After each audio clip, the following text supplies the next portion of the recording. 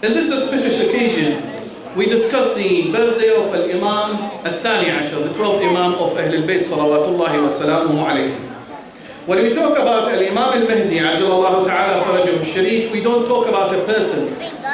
We are talking about a project, about a vision that Allah Jalla wa ala wanted for this humanity. The vision that Allah wanted for this humanity is to live the best life possible on earth and in the afterlife. However, as we know, that the desires inside the human being is very easily drawn towards the animalistic desire, not towards the human desire.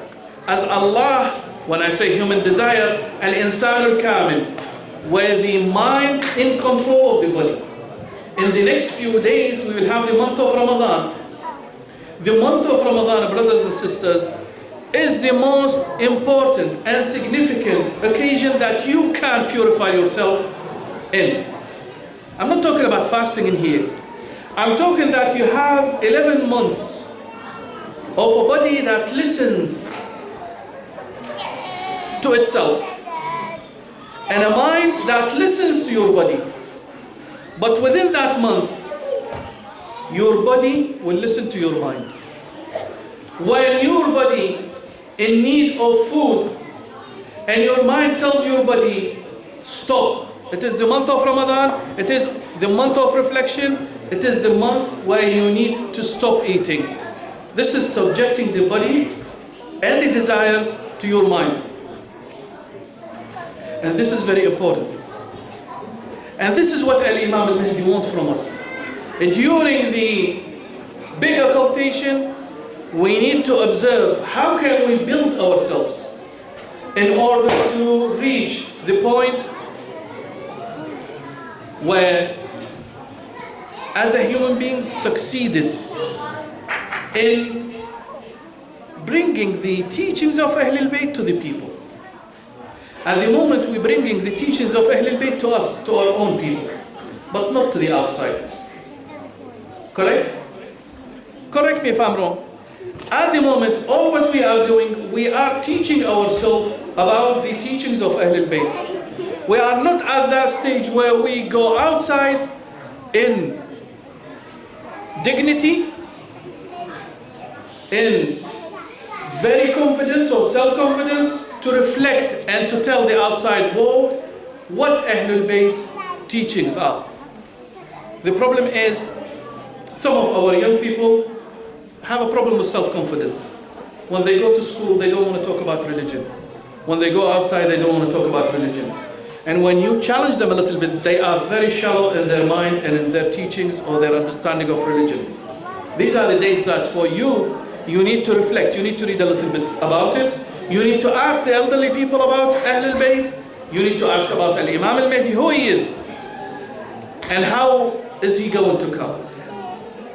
I want to discuss with you the signs of the appearance of Imam al-Mehdi, so you don't go to YouTube and listen to people who don't know what they are talking about. There are two types of alamat or signs. One, al-alamat al-hatmiyya, the inevitable signs of the coming of Imam al-Mehdi, ajalallahu ta'ala farajahu al-sharif. Second one is the general signs of his appearance. The general signs of his appearance after the long occultation or the big occultation, the signs can happen anytime. After a year, after 2 years, after 10 years. During that period of time, some of the signs did happen. Some of the signs didn't happen. This is the general signs of his appearance. We're not going to discuss them. What is more importantly, we want to discuss the signs which is inevitable. It must happen. It will happen. As Allah subhanahu wa ta'ala said, these signs will happen. And there are 5 signs. They come in sequence. Now, when I say they come in sequence, you immediately engage maths. Immediately engage statistics, probabilities. To have 5 different signs happening in a sequence during a period of time, one after the other, the probabilities is too high. Unless it is a sign from Allah subhanahu wa ta'ala. Number one, You've got As-Sufyani. I'm talking about the appearance. I'm not going to talk about what he's going to do. Because what he's going to do is not hatmi, it's not inevitable. His appearance is inevitable. And this is a very important point. Because now in Iraq, everybody is afraid that Sufyan will come and will kill everyone. This is not right. His coming is inevitable. You've got Al-Khurasani, who is pro Al-Mahdi, will come as well. Inevitable. How is he going to come? What the type of army he will bring? This is different. We're not going to talk about that. 3, you've got Al-Yamani. You've got Al-Yamani. Whether he is from Yemen or whether he is going to come from direction of Yemen, again, this is not, we're not going to discuss that. You've got as well Al-Khasf bil-Bayda. The army of Al-Sufyani will come towards Al-Imam al-Mahdi to fight him.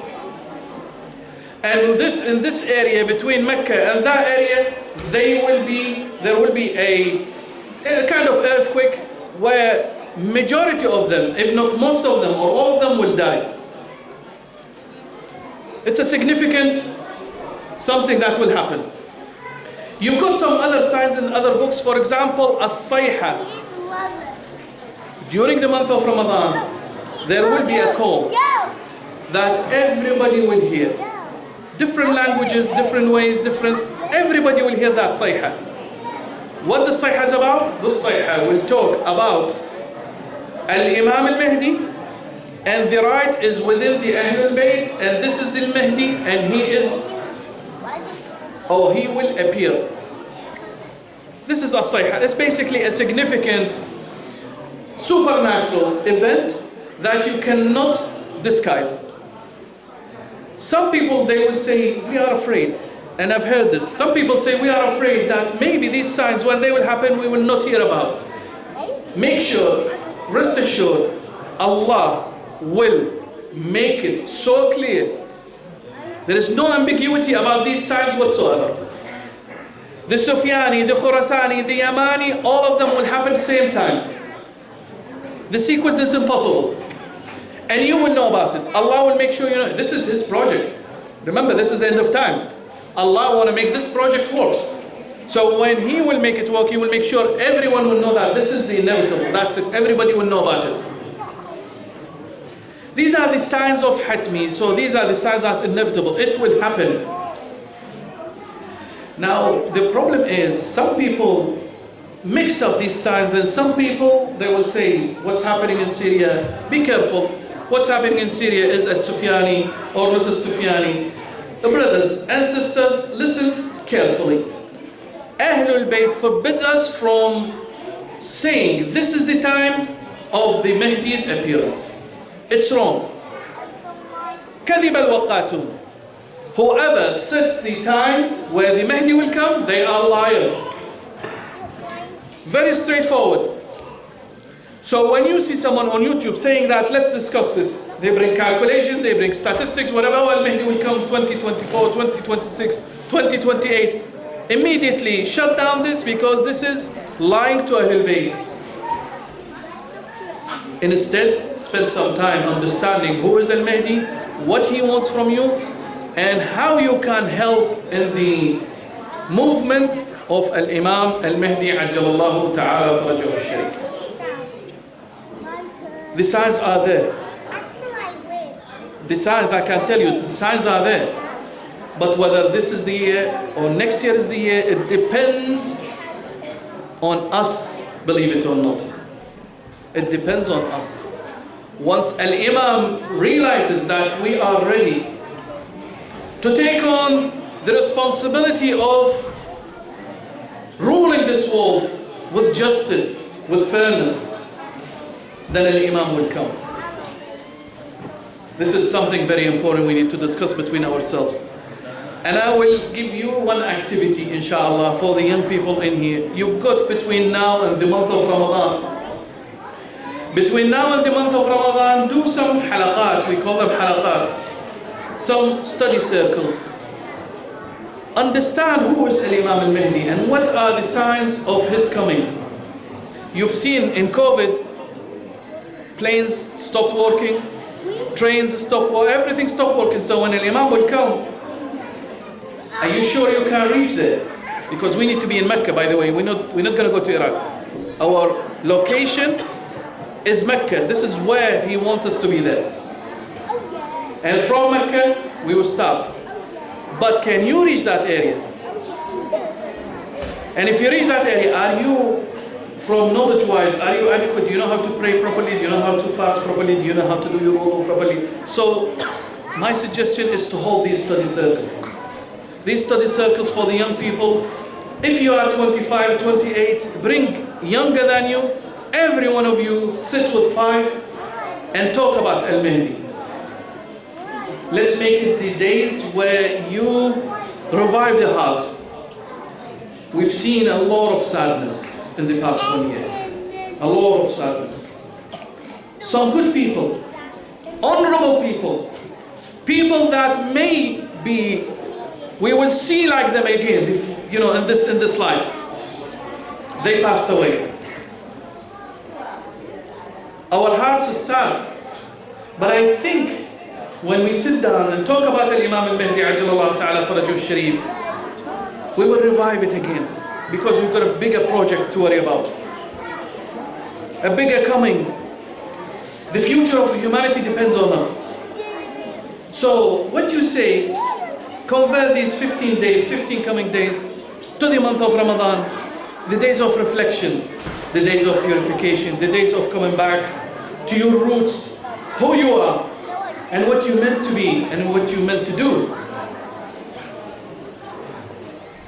And when this finish, you will enter the month of Ramadan, and in the month of Ramadan, the barakat of Ahl al-Bayt salawatullahi wa salamu alayhim will be spread wide, and you will benefit from the barakat of the month of Ramadan. ونحن جميعا نقول بكلمة واحدة للمهدي عجل الله تعالى فرجه الشريف: لبيك يا مولاي يا أبا صالح، نحن لك ونحن بخدمتك، متى الظهور بأبي أنت وأمي. الكلام حول الإمام المهدي يطول، ولكن في هذه اللحظات نتكلم بهذه الكلمات، نسأل الله سبحانه وتعالى أن تكون لنا فيها أجر وثواب، وللجالسين العظة والموعظة والتذكرة. ولا تنسونا في هذه الأيام من الدعاء والاستغفار أيضا لله سبحانه وتعالى، والتواصل مع الإمام من خلال الصدقة، ومن خلال الدعاء للإمام بالفرج، ومن خلال التواصل المباشر مع المراجع الكرام والعلماء الأعلام، لأنكم أنتم الجسد الواحد، إذا اشتكى منه عضو تداعى له سائر الأعضاء بالسهر والحمى. أسأل الله سبحانه وتعالى لنا ولكم دوام الصحة والعافية والتوفيق، وأسأل الله أن يعجل بفرج إمامنا صاحب العصر والزمان، وأن نكون من أعوانه وأنصاره ومن مقوية سلطانه، إنه سميع مجيب. وصل اللهم على محمد وعلى آل بيته الطيبين الطاهرين.